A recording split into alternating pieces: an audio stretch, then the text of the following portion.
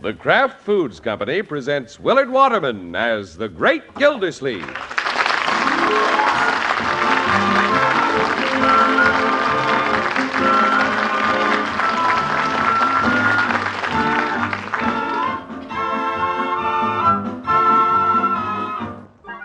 The Great Gildersleeve is brought to you, partially transcribed, by the Kraft Foods Company. Kraft, you know, makes Philadelphia brand cream cheese, the cream cheese that's been famous for quality since 1880. Delicious, creamy white Philadelphia brand is so popular it outsells all other brands of cream cheese combined. Enjoy it often. Just be sure you get genuine Philadelphia brand when you buy. Look for the red Kraft K on the silvery package. Remember, there's only one Philadelphia brand cream cheese, and it's made by Kraft and guaranteed fresh.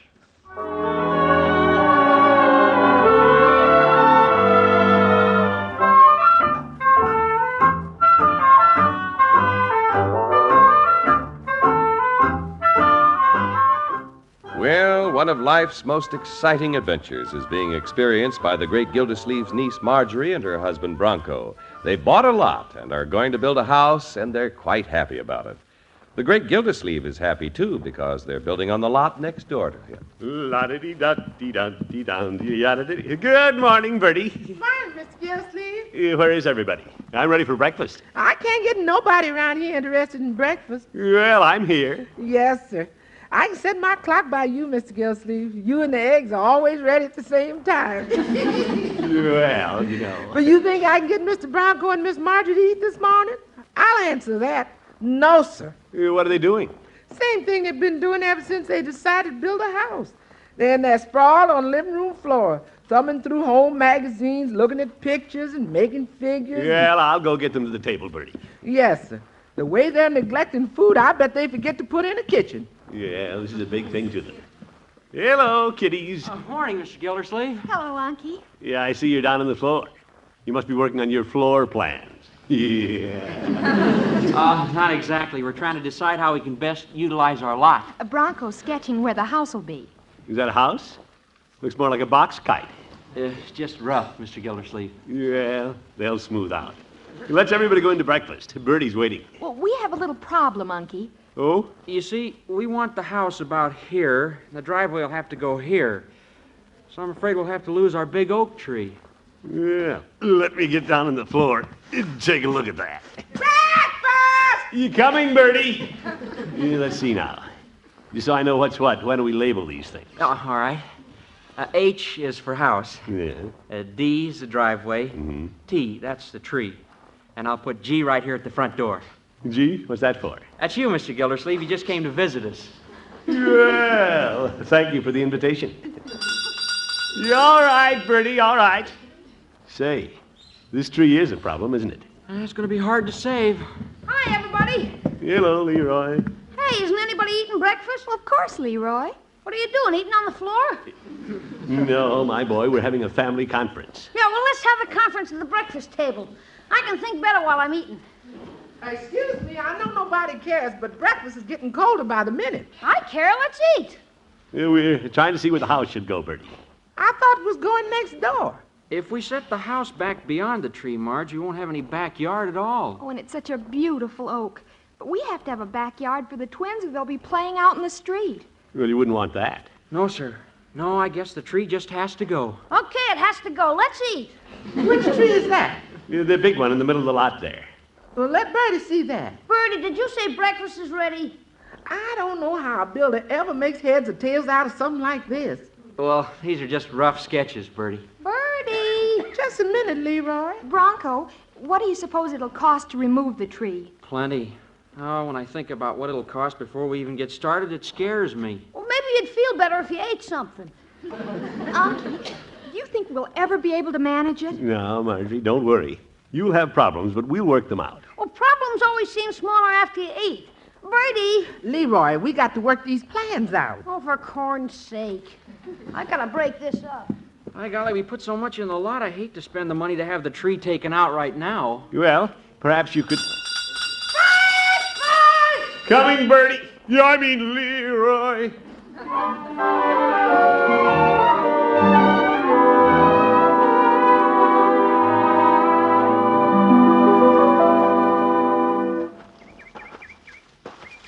Well, before I go to the office, let's take a look at this tree, Leroy. Pretty big tree, Unc. Yeah. I'm afraid it'll cost Marjorie and Bronco quite a bit to get rid of it. You poor kids. If it was me, I'd build a house in the tree. Leroy, you can't ask 9-month-old twins to climb up a rope ladder. We're not raising Tarzans, you know. Hey, Unc, there's Mr. Bullard standing on his porch looking at you. No? Let him look. I'm not doing anything. Hey, he's coming across the street. What a neighbor. I wonder what he's coming over to complain about this time. He probably wants to tell us where to put the house. Well, by George, we'll make decisions on our side of the street, and I'll tell him that. Oh, boy, this is going to be good. What do you want, Bullard? Good morning, Gildersleeve. Good morning. Oh, yes, good morning. Good morning, Leroy. Hi. Get him. Yeah, I wonder what he's after. I understand Marjorie and her husband are planning to build right away, Gildersleeve. Yes, indeed. I was just trying to decide what to do about this old oak tree. Oh, yes. You know, I remember playing under this tree as a boy. Little Amy Sue and I. Amy Sue? Amy Sue Weatherby. One of my many boyhood sweethearts. Egotist. I have some very romantic memories about this tree. Yeah, I know what he's after. He doesn't want us to cut it down. What do you propose to do about the tree, Gildersleeve? Well, Mr. Bullard, this may come as a shock to you, but I'm having it taken out. You are? Sorry. I'm not. I'm delighted. I thought because of Amy Sue. Oh, that's all past, Gildersleeve. I'll be glad to see it out. It obstructs my view, and every autumn the leaves blow over on my lawn. I hate other people's leaves. Well, personally, I like leaves. I don't. As a matter of fact, I came over prepared to pay for having this tree removed. You did? But since you're taking care of the job, Gildersleeve, I can save my money. Money?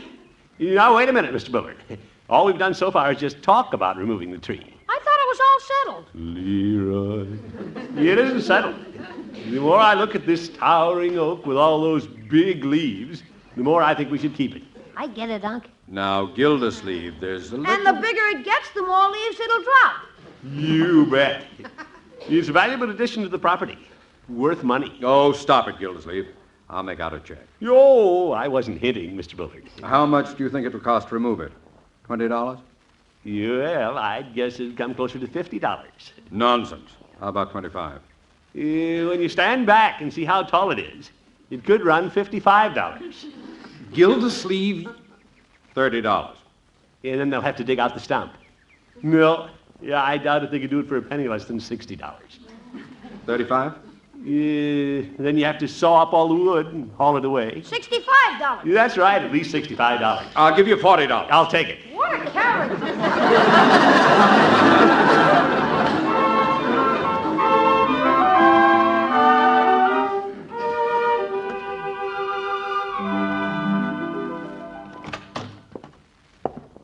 Well, it's been a good day. I'm glad I cashed Bullard's check. He might change his mind and try to back out of the deal. Gildersleeve, you're quite a manipulator. Birdie, Evening, Mr. Gildersleeve. Marjorie and Bronco home? Not yet. Here, look what I have for them, Birdie. What's that, money? Yeah, 4 new $10 bills. You'll take care of moving that tree they're worried about. Yes, sir. You donating that, Mr. Gildersleeve? No, Mr. Bullard is. Mr. Bullard? It's Mr. Bullard's money. It was my idea. Just doing it to help Marjorie and Bronco. Pretty clever the way I worked it out, too, Birdie. Yes, sir. How did you work it? Well, he didn't like the old leaves blowing on his property, and he said it obstructed his view. It was worth $40 to him to get rid of the tree. Yes, sir. Mr. Gildersleeve, you're a regular magician. Well, I'll pull a little magic once in a while. Yeah, I've seen him pull rabbits out of hats, but I never saw him turn old leaves into new money. Well, I did it, Birdie. Yes, sir. That's because you're a magician. Now you see a tree over there, and now you don't. Because Mr. Gildersleeve can turn old leaves into new money. You bet. Mr. Gildersleeve, you know why you're a magician? Yes, Birdie. That's right, because you can turn old leaves into new money. Well, I guess Houdini couldn't have done it any better. Hello, Unky. Oh, Mr. Gildersleeve. Well, Bronco and Marjorie. Well, there's a lot of hilarity out here in the kitchen. What are you cooking with, Birdie? Laughing gas? I was laughing because Mr. Gildersleeve said you're a fine magician. Oh? What'd he do? Go ahead and tell him, Mr. Houdini. Well, I have a happy solution to the tree problem. Oh, so do we, Mr. Gildersleeve. We can save the big tree after all. Uh-oh. You can Save the tree? Uh-huh. Unky, we went back to the lot and decided we just couldn't part with it. Yeah, we found a plan in a magazine with the house built right around a tree. The house will be U-shaped, Unky. Isn't that clever? Yes, but children. Yeah, I thought you definitely decided to have the tree taken out. Oh, Mr. Gildersleeve, we wouldn't think of it now. Why, that tree's at least 150 years old. I'm beginning to feel older than that. Now, what was your idea about the tree, Unky? That was my idea. Well, speaking of trees, I have to go see a man about some leaves.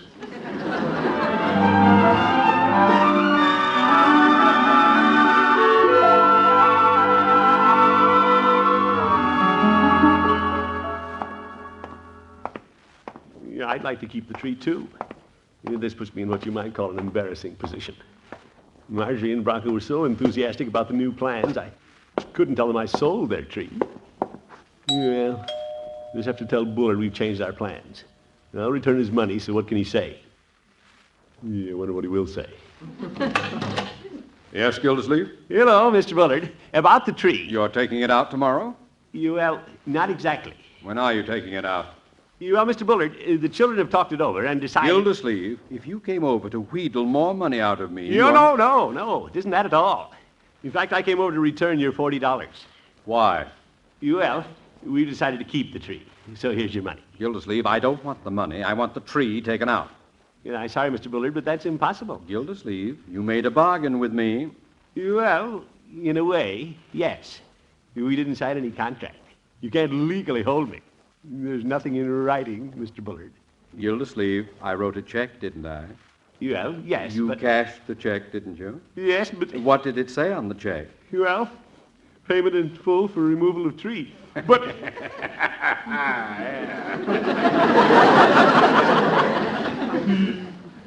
Mr. Bullard, it really isn't up to me. Yeah, actually, I don't have anything to do with that tree. It's Marjorie and Bronco's property. You see? So you sold property that doesn't belong to you. Well, I guess you might say Zeke. Now, Gildersleeve, you understand a little law, and unless you want to be sued on any one or all of several charges, you'll remove the tree. Mr. Bullard, you wouldn't sue me? Think of my good name. If you don't remove that tree by tomorrow night, you won't have a name. You'll just be a number. Ha ha! With my luck, it'll be 13.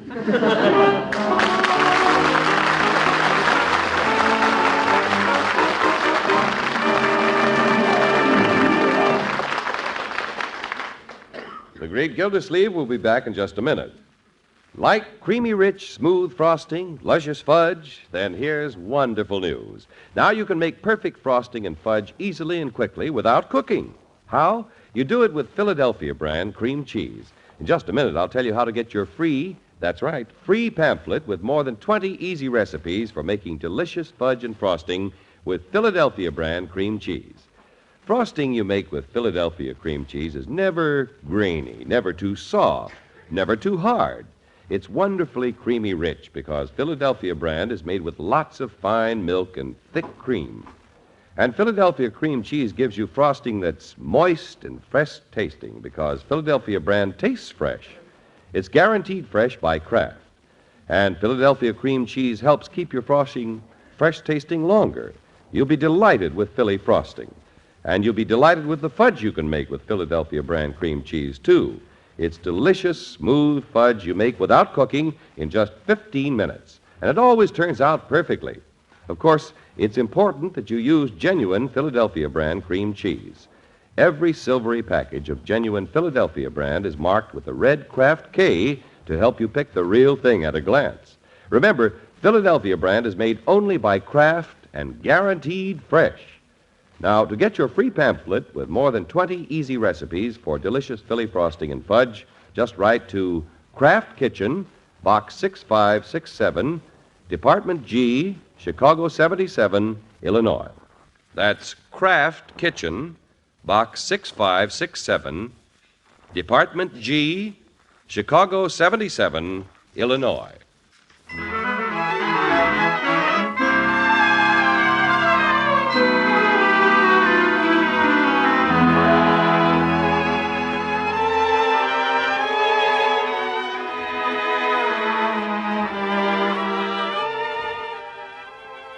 No matter how hard a man tries to do the right thing, there usually comes a time in his life when he has to see a lawyer. Guess who's on his way to see Judge Hooker? Guy George, it's nice to have a friend when you're in trouble, especially if your friend happens to be a good lawyer.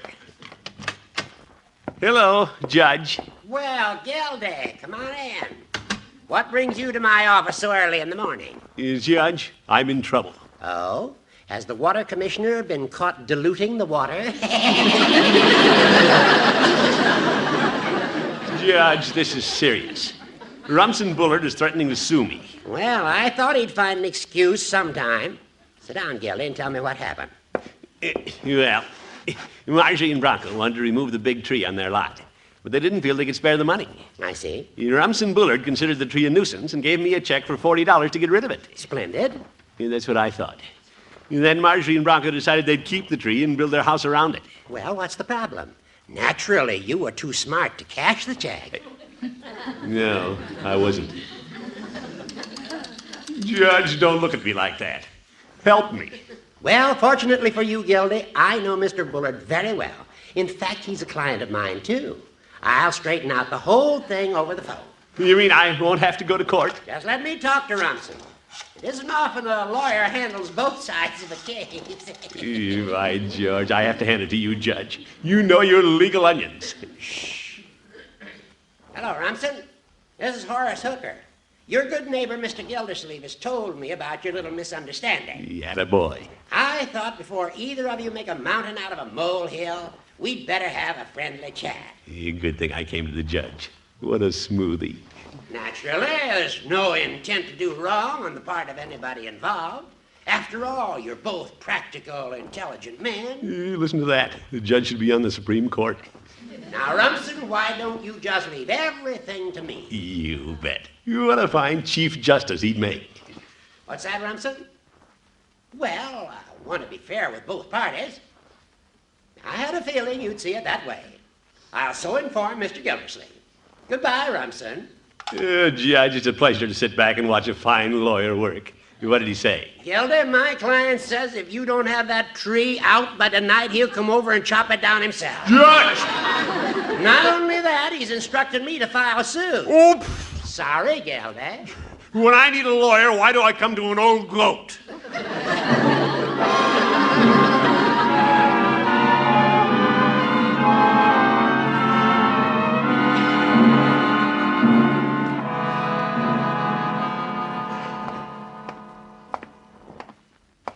Yeah, I must be in pretty deep when a lawyer can't help me.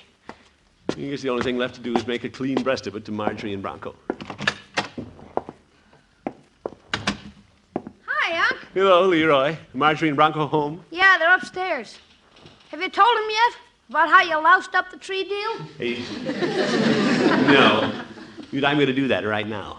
Good luck, Unc. Thank you, my boy.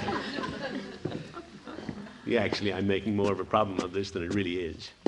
When I tell Marjorie and Bronco that Bullard will sue me if the tree's taken out, they'll understand. Sure. Yesterday, they'd given up the idea of keeping it anyway, so it can't mean too much to them. Marjorie!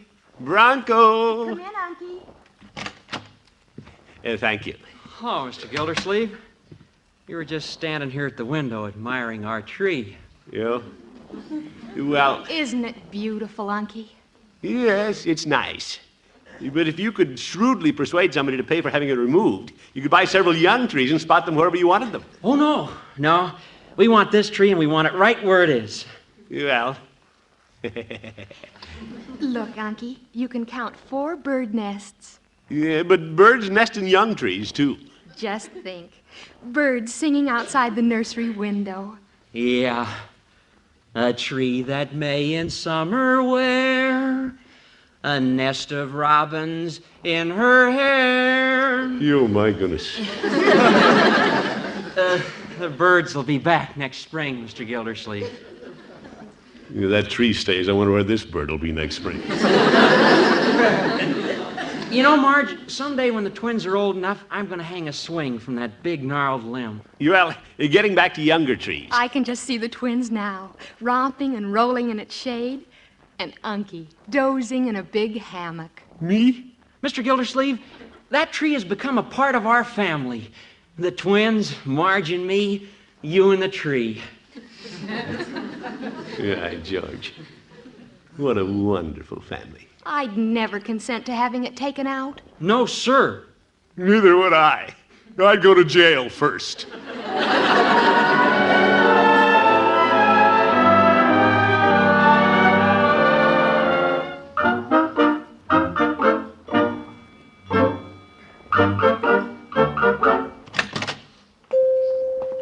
Hello, Peavy. Yeah, hello, Mr. Gildersleeve. You just missed the judge. Yeah, good. You'd have been happy to see him. He has good news. Is the old goat leaving town? No, Mr. Gildersleeve, the town couldn't get along without a good lawyer like the judge. Peavy, Judge Hooker is a bum. I know, he felt so badly about you getting sued, he talked Mr. Bullard out of it. You did? Good old judge, what a fine fellow. He said Mr. Bullard was glad to drop the charges. You? He preferred to come over this evening and chop down the tree himself. Yeah, he'd do it, too. Peavy, I can't let that happen to the kids' tree. They don't even suspect it's about to happen. You don't say. Yeah, I tried, but I just couldn't bring myself to tell them. There must be some way I can stop Bullard. He must have a soft spot in his heart somewhere. Well, perhaps you should buy him a box of cigars with his money. Peavy, I tried to give him his money back, but he wouldn't take it. At sundown, he'll be over there axe in hand. Well, when it comes to striking the actual blow, it's hard to chop down a fine old tree. I had to do it once. I know. You? You know, I felt pretty sentimental about that tree, too. I became smitten with a girl, so I carved our initials in the tree with 2 hearts entwined. Well, I guess we've all done that, Peavy. And when Mrs. Peavy and I got married, I cut down the tree.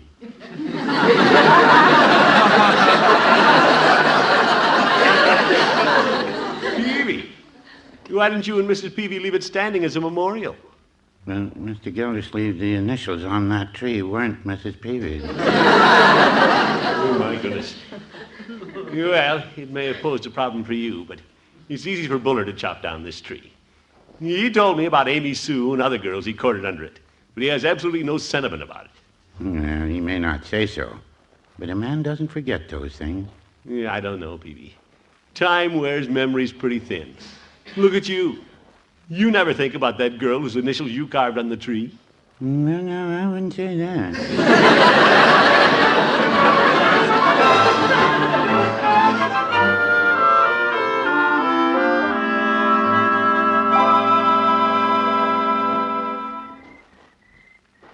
Well, practically dark. I've been here quite a while and Bullard hasn't shown up. Say, maybe he's changed his mind. Sure, I'll bet that's it. He just wanted me to worry for a day or two. He isn't a bad fellow. Hey, his porch light just went on across the street. Here he comes with an axe. What an old meanie. Gildersleeve, that you? Yes, Mr. Bullard. What a big axe. Gildersleeve, I see you aren't going to remove the tree, so I'll take care of it. Step back. Now, wait a minute, Mr. Bullard. I've waited. Now stand back. Mr. Bullard, you can't do this. Oh? I paid you to do the job, but if you won't, I will. I'll start right here. You wait. Don't chop from this side. The tree will fall right across my driveway. Good. Then you'll have to haul it away. Please, Mr. Bullard, chop from the other side. Well, all right. You should. You chop right here where it says... Hey, what's this? What are you looking at? It's a little dark. You can't quite make it out, but there's some carving here.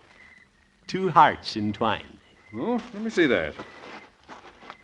Why, Gildersleeve, look at this. Amy Sue loves Rumson. What do you know? After all these years. Little Amy Sue. You're cute. I didn't know she cared so much. Gildersleeve, I probably broke her heart. Well, I can imagine. I was the town's Don Juan, a handsome lad. Well, let's look around. Maybe we can find some more broken hearts. Now, Mr. Bullard, it's getting dark. We'd better chop down the tree. Here, give me the axe. Gildersleeve, don't you touch this tree. Well, I thought you wanted to cut it down. I'll sue the man who harms one twig of this forest friend. Yeah, you better take your money back then. Here's your $40. Well, oh, that. Thank you, Gildersleeve. Amy Sue loves rums. Let me look at that again. Yeah. Say, this carving looks a little fresh. It does? Wait a minute. Aren't these new chips at the bottom of the tree? Yeah, well. Hey, Unc! Yes, Leroy? Have you finished with my jackknife?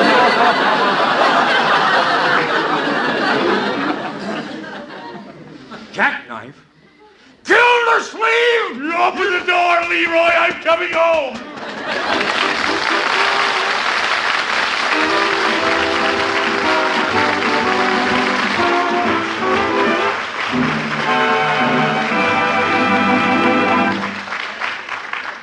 The Great Gildersleeve will be with us again in just 30 seconds.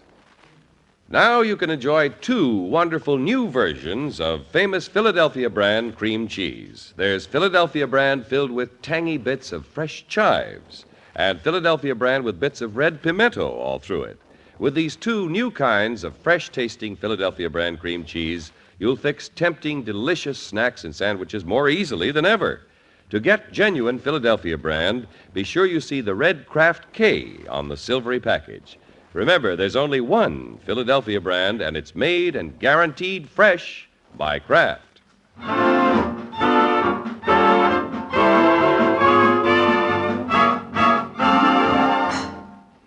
Look here, Marge. You see what Unc carved on the tree? Oh, that was an awful thing to do to Mr. Bullard, Unky. Yeah, I just outsmarted him, that's all. After all, there was a life at stake. The life of this spreading oak.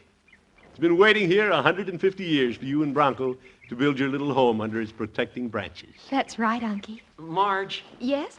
I thought Mr. Gildersleeve said they couldn't find any more carving on the tree. What's this? I guess they didn't look very carefully. Look here, Uncle Mort. Two hearts entwined.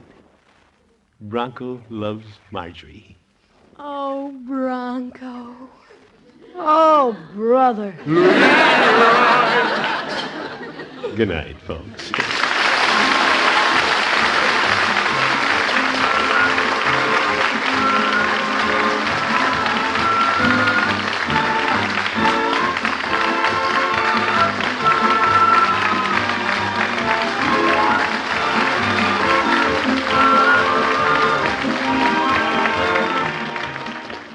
The Great Gildersleeve is played by Willard Waterman. The show is written by John Elliott and Andy White and is partially transcribed. Included in the cast are Walter Tetley, Mary Lee Robb, Lillian Randolph, Dick Crenna, Gail Gordon, Earl Ross, and Dick LeGrand. This is John Heaston saying goodnight for the Kraft Foods Company, makers of the famous line of Kraft quality food products. Be sure to listen in next Wednesday and every Wednesday for the further adventures of the Great Gildersleeve.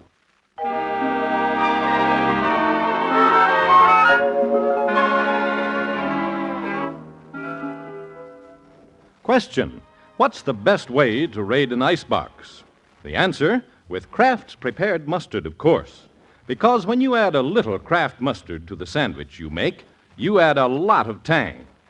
And here's something for you professional icebox raiders to remember. There are two kinds of Kraft mustard: salad mustard with that delicately spiced, mild flavor. And then there's Kraft mustard with snappy horseradish added. Have both kinds on hand. Then you won't meet up with a dish, but what you'll have just the mustard to add a lot of tang. Buy Kraft's prepared mustard. Groucho Marx, You Bet Your Life. He's next on NBC.